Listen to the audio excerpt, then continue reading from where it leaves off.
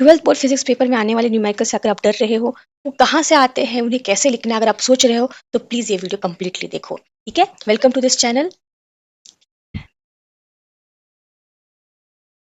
Okay, twelfth board physics paper में आने वाले न्यूमेरिकल से डर रहे हो, समझ नहीं आ रहा कि कहाँ से पढ़ना है, कौन से चैप्टर से पढ़ना है, कैसे लिखना है, तो आप ये वीडियो कंप्लीटली देखो। My name is Priyanka Suryavanshi, welcome to this channel and this video I will going to discuss chapters with high frequency numericals. Important video है exam point of view, please ये वीडियो कंप्लीटली देखो। This is a short introduction of mind. I have a 4+ years of teaching experience in physics, जहां मैंने 11th 12th और NDA के students को physics पढ़ाया है। Okay, so let's start. These are the important chapters जो numerical point of view बहुत important है। हमारे बुक में टोटल 16 चैप्टर्स है, उसमें से केवल इतने ही चैप्टर्स के न्यूमेरिकल को आपको बहुत अच्छे से प्रैक्टिस करनी है, ताकि आपका जो स्कोर है न्यूमेरिकल में वो बहुत हाई आए। ठीक है, so these are the most important chapters, so take a screenshot.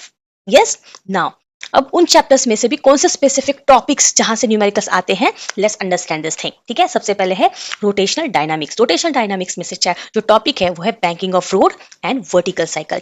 ये जो दो टॉपिक्स है इसमें से मोस्टली न्यूमेरिकल्स पूछे गए हैं, तो इस टॉपिक के अंडर आने वाले जितने भी न्यूमेरिकल्स है उसको अच्छे से प्रैक्टिस करो। उसके बाद आता है मैकेनिकल फ्लूइड। मैकेनिकल फ्लूइड में and surface energy and capillary rise. ये जो दो टॉपिक्स है बहुत इंपॉर्टेंट है। उन टॉपिक में भी प्रॉब्लम्स कैसे आते हैं मैंने उसका भी एक छोटा सा ग्लिम्स यहाँ पे टेबल में दिया है, आप इसका स्क्रीनशॉट ले लीजिए। नेक्स्ट है काइनेटिक थ्योरी ऑफ रेडिएशन, जिसमें हमें RMS speed and Stefan's law based numericals करने हैं। ठीक है, ऑसिलेशन में energy in simple harmonic motion and pendulum, इन दोनों के ऊपर मोस्टली न्यूमेरिकल्स पूछे गए हैं। करंट इलेक्ट्रिसिटी बहुत इंपॉर्टेंट है, उसमें पोटेंशियोमीटर बहुत इंपॉर्टेंट है। Then metre bridge is another important topic in current electricity. Yes, उसके बाद नेक्स्ट आता है ईएम इंडक्शन। ईएम इंडक्शन जो चैप्टर है उसमें motional EMF is very important topic. 2025 में भी इस टॉपिक पे क्वेश्चन पूछा गया, तो this topic is very important.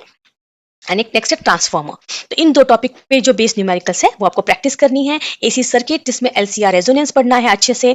Dual nature, इसमें photo electric and de Broglie, इन दो कंसेप्ट के ऊपर मोस्टली न्यूमेरिकल्स पूछे गए। Then last is atoms and nuclear in this from this chapter, Bohr's model and radio activity. ये दो topics के बारे में जितने भी न्यूमेरिकल्स है आपको प्रैक्टिस करने हैं। ठीक है, तो this is it, this are the most important chapters and उन चैप्टर्स में भी मोस्ट इंपोर्टेंट टॉपिक जहां से न्यूमेरिकल्स आते हैं। इसके अलावा I have given a PDF in the description. उस पीडीएफ में मैंने इन चैप्टर्स में जो इंपॉर्टेंट टॉपिक्स है उस टॉपिक में भी किस तरह के क्वेश्चंस पूछे जाते हैं विथ एन एग्जांपल, प्लस उसमें जो इंपॉर्टेंट फॉर्मूलाज है वो भी मेंशन किया है। तो वो आपके लिए एक क्विक रिविजन के लिए बहुत फायदेमंद होगा। तो आई विल सजेस्ट डिस्क्रिप्शन से सभी के सभी स्टूडेंट्स वो पीडीएफ डाउनलोड कर ले। ठीक है, अब उस पीडीएफ में मैंने किस तरह से एक्सप्लेन किया, लेट्स सी। ठीक है, सपोज एक एग्जांपल लेते हैं, जैसे एटम्स एंड न्यूक्लियर चैप्टर का नाम है। ठीक है, तो उसमें उसका जो टॉपिक है जैसे Bohr's atomic model, Bohr's atomic model में न्यूमेरिकल आता है। ठीक है, अब उस बोर्स एटॉमिक मॉडल में स्पेसिफिकली न्यूमेरिकल में क्या पूछा जाता है उसके बारे में, जैसे एनर्जी लेवल के बारे में पूछेंगे। ठीक है, रेडियस एंड वेलोसिटी के बारे में, या फिर वेवलेंथ ऑफ स्पेक्ट्रल लाइट। तो lines, these are the 3 types जिसके ऊपर न्यूमेरिकल्स पूछे जाते हैं। ठीक है, तो उससे रिलेटेड कोई फॉर्मूला है तो मैंने वो भी उस पीडीएफ में मेंशन किया है, ताकि आपको एक क्विक रिवीजन हो। All the important chapters from numerical point of view, plus all the important topics from the chapters, plus all the important formulas, एक ही चीज में सारी की सारी चीजें एक ही पीडीएफ में दी गई है, उससे आपका रिवीजन बहुत अच्छे से होगा। तो आई विल सजेस्ट कि आप उस पीडीएफ को डाउनलोड कर लें। ठीक है, yes, now let's understand how to write numerical section wise. ठीक है, सेक्शन वाइज में अगर न्यूमेरिकल आता है तो हमें कैसे लिखना है, लेट्स अंडरस्टैंड दैट थिंग। सबसे पहले देखते हैं सेक्शन बी में अगर कोई न्यूमेरिकल आता है तो उसे कैसे लिखना है। This is a question from 2025 paper. ठीक है, तो let's read it. A galvanometer has a resistance of 30 ohms and its full scale deflection current is 20 microampere current. ठीक है, what resistance should be added to it to have a range of 0 to 10 volt? ठीक है, तो this is the question that we are going to solve. Yes, now सबसे पहले क्या लिखना है, मैंने 2 वेरिएंट लिखे हैं सेक्शन बी में लिखने के लिए। 2 वेरिएंट है, एक है कंप्लीटली। ठीक है, अगर आपके पास बहुत टाइम है तो इस तरह से कंप्लीट लिखो, और आपके पास टाइम की कमी है तो प्लीज इतना छोटा सा लिख दो, दोनों में भी बराबर मार्क्स मिलेंगे। सबसे पहले हमें जो भी क्वेश्चन में गिवन है वो प्रॉपर्ली लिखो। सबसे पहले आता है गिवन वाला पार्ट। ठीक है, सबसे पहले हमें गिवन लिखना है। गिवन में हमें क्या लिखना है, जो क्वेश्चन में मेंशन है वो सारी चीजें यहाँ पे लिखनी है। ठीक है, एज इट इज। प्लस अगर सपोज मैंने लिखा है रेजिस्टेंस ऑफ गैल्वेनोमीटर, तो अगर उसको सिंबल जो होगा please right it down. Suppose मैं कैपिटल जी से रेजिस्टेंस ऑफ गैल्वेनोमीटर इंडिकेट करूँ तो लिखो। ठीक है, this is very important thing. Now उसके बाद क्या करना है भाई, एक बार आपने सारे गिवन पार्ट लिखा, देन टू फाइंड जो हमें निकालना है वो लिख दो, उसके बाद सॉल्यूशन स्टार्ट करो। सॉल्यूशन स्टार्ट करते ही सबसे पहले हमें फॉर्मूला लिखना है एंड फॉर्मूला लिखने के बाद उसको बॉक्स में डालना है, क्योंकि फॉर्मूले का, क्योंकि ये 2 मार्क्स का क्वेश्चन है तो फॉर्मूले का 1 मार्क फिक्स है।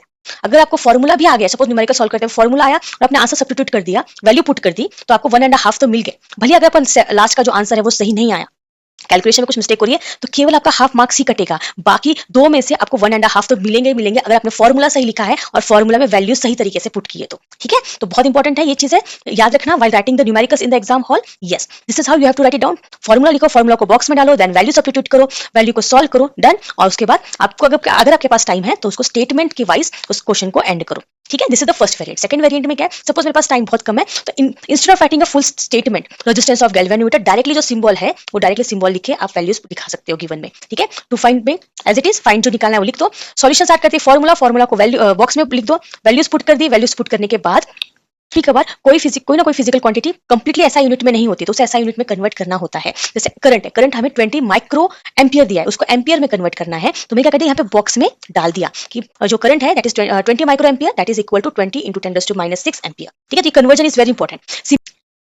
सिमिलरली मैंने यहाँ पे भी जो पहला वेरिएंट है वहां पे मैंने यहाँ पे कन्वर्जन किया। बहुत इंपॉर्टेंट है कि पहले गिवन लिखो, जो भी इधर ऐसे लिखना है ऐसे लिखो, इस तरह स्टेटमेंट वाइज लिखना है तो स्टेटमेंट वाइज लिखो, देन टू फाइंड लिखो कि हमें क्या निकालना है। थर्ड, सॉल्यूशन लिखते ही हमें लिखना है फॉर्मूला और फॉर्मूला को बॉक्स में पुट करना है। फोर्थ पॉइंट है कि देखो कि जो भी फिजिकल क्वांटिटीज क्वेश्चन में दी है सभी ऐसा यूनिट में है कि नहीं, अगर वो ऐसा यूनिट में नहीं है तो प्लीज उसे कन्वर्ट करो ऐसा यूनिट में। तो कन्वर्जन वाला पार्ट बहुत इंपॉर्टेंट है, जैसे यहाँ पे हमने किया है। देन फिफ्थ पॉइंट है कि वो जो वैल्यूज है उसको फॉर्मूला में पुट करो। ठीक है, वैल्यूज को फॉर्मूला में पुट करना है। देन फिफ्थ जो सिक्स्थ पॉइंट है कि जो हमारा आंसर आता है, ठीक है, तो हमारा आंसर आया, अगर आपके पास टाइम है तो उस आंसर को बॉक्स में डाल दो, नहीं तो you can leave as it is. ठीक है, अगर वो 2 मार्क्स के लिए तो आपको स्टेटमेंट में लिखना इतना कंपलसरी नहीं है। ठीक है, लेकिन अगर वही सेक्शन सी या सेक्शन डी में न्यूमेरिकल आता है तो आपको स्टेटमेंट लिख के ही न्यूमेरिकल को एंड करना है। ठीक है, तो मैं सेक्शन सी और सेक्शन डी का में न्यूमेरिकल कैसे लिखते हैं उसका भी एक छोटा सा क्लिप्स दे देते। अगर सेक्शन सी या सेक्शन डी में कोई न्यूमेरिकल आता है तो पहले न्यूमेरिकल अच्छे से रीड करो। ठीक है, suppose for example this is the question, the radius of a circular track is 200 metre, find the angle of banking of the track if the maximum speed at which a car can be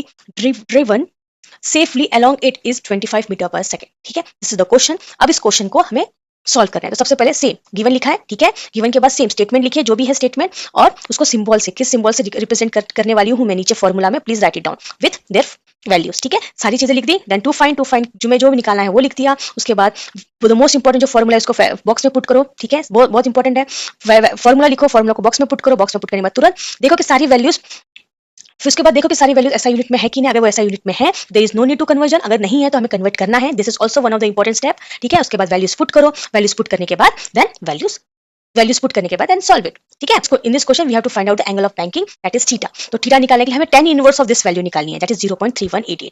तो अब इसके लिए हमें log book use करना है। ठीक है, तो लॉग बुक को कैसे यूज करते हैं आई होप आप सबको आता है, बस स्टिल मैं इस वैल्यू का 10 इनवर्स कैसे निकालते हैं वो मैं with the help of log मैं आपको एक्सप्लेन करती हूँ। ठीक है, जो हमारा आंसर है 17 डिग्री 41 मिनट, वो कैसे आया मैं आपको वो बता देती हूँ फटाफट से, ताकि आपका ये भी कंसेप्ट क्लियर हो जाए।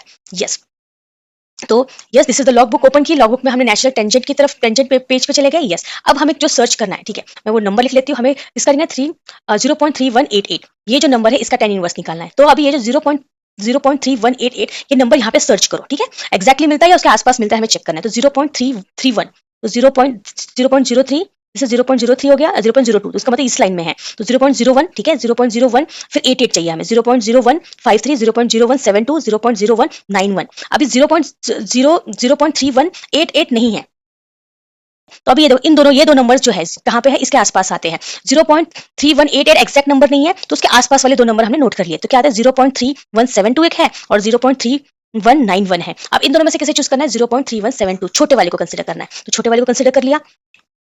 यस, तो मैंने छोटे वाले को हाईलाइट कर दिया, ये वो मेरा छोटा वाला। ठीक है, तो ये वाले नंबर को मैंने हाईलाइट किया, तो ये किस डिग्री पे है, this is called degree, this is called minutes. ठीक है, ये मिनट्स दिखाता है, ये डिग्री। तो अब इसका मतलब क्या हो गया, इसके लिए कितना डिग्री, मतलब इसका 0.3172 का डिग्री कौन सा है, दैट इज 17 डिग्री। मतलब 0.3188 का भी 17 डिग्री होगा, उसी लाइन में आ रहा है, तो 17 डिग्री। अभी हमें मिनट्स को देखना है, तो अब इसका इस नंबर का क्या मिनट है, इस नंबर का है 36 मिनट्स। ठीक है, तो 0.3172 का है 36 मिनट्स। ठीक है, बट वो एग्जैक्ट नंबर नहीं है, तो हमें देखना पड़ेगा दोनों में डिफरेंस कितना है। तो 0.3172 0.3188 को 0.3172 से माइनस कर दो, 0.3188 को 0.3172 से माइनस कर दो, मुझे आता है 16। ठीक है, उसी टेबल उसी रो में जाओ, यहाँ पे देखो 16 मीन डिफरेंस 16 कहाँ पर है, यहाँ पर है, मिल गया हमें नंबर 16। अब इस 16 का देखो यहाँ पे कि भाई कितना मिनट है, कितना मीन डिफरेंस दिखा रहा है, 5 है, इस 5 को इस 36 में ऐड कर दो, तो 36 plus 5 that is it is nothing but 41। इसका मतलब इस 0.3172 को 0.3188 करने के लिए हमें 5 को ऐड करना पड़ेगा इस मिनट में, तो मेरा आंसर कितना आ जाता है 17 degree 41 minute. This is how you have to find out the 10 inverse of any number. ठीक है, इस तरह से आपको लॉग बुक भी यूज करने आनी चाहिए, क्योंकि इसके लिए भी ऑब्वियस 1 मार्क्स होगा, तो आपको वो 1 मार्क्स चला जाएगा अगर आपने वो नहीं लिखा। This is why the answer is theta is equal to 17 degree 41 minute. इस तरह से हमें वो वैल्यूज निकालनी है। ये निकलने के बाद मैंने एक स्टेटमेंट वाइज लिखकर उस क्वेश्चन को एंड किया है, तो this is how you have to do it. Yes, done. तो हमने क्या क्या समझा, हमने तो चैप्टर्स देख लिए। वो पीडीएफ जरूर याद से डाउनलोड कर लेना, क्योंकि वो पीडीएफ बहुत इंपॉर्टेंट है। उसमें आपको चैप्टर्स भी पता चल जाएंगे, चैप्टर्स के इंपॉर्टेंट टॉपिक्स जहां से न्यूमेरिकल प्रैक्टिस करनी है, और उन टॉपिक्स में से भी इंपॉर्टेंट फॉर्मूलाज भी मैंने उसमें मेंशन किए हैं। तो please go and download that PDF और उसको अपने रिवीजन में इंक्लूड करो। ठीक है, okay, that's it from my side. Thank you, जय हिंद।